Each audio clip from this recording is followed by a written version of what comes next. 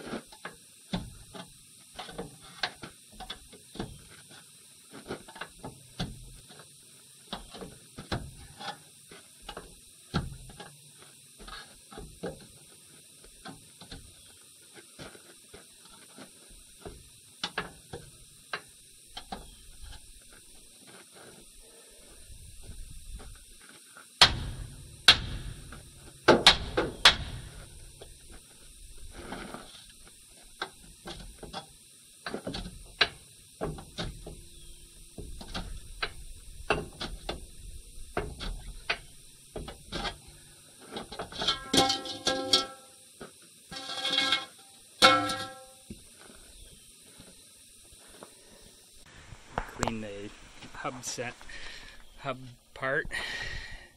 Make sure it's clean, or else the center rim won't move too easily before you even start swinging the hammer, and it'll come off easier.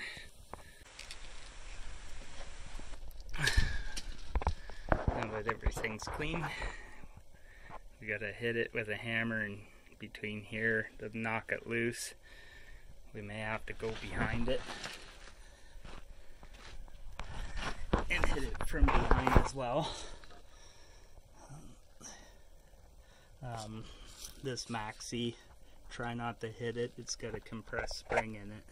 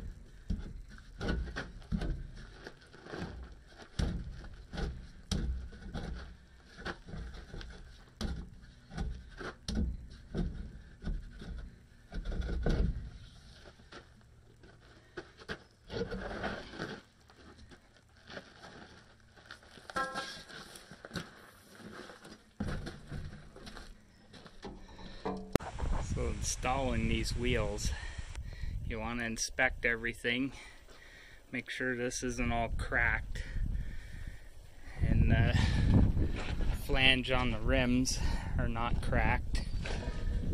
So you want to check around here for cracking.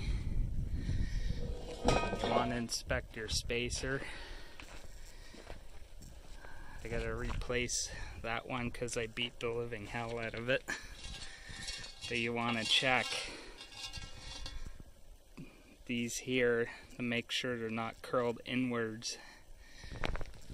And then the studs, you want to clean them, but if these studs are faced downwards, kind of like that, that's a sign that they've been over tightened and they need to be changed. And to replace a stud, you just screw it in. And you use the stud set. So you can see it hasn't been used in a long time. Put a drop of oil in that, that's a ball, and then there's a spring underneath the ball. You thread it on. And you take the gun.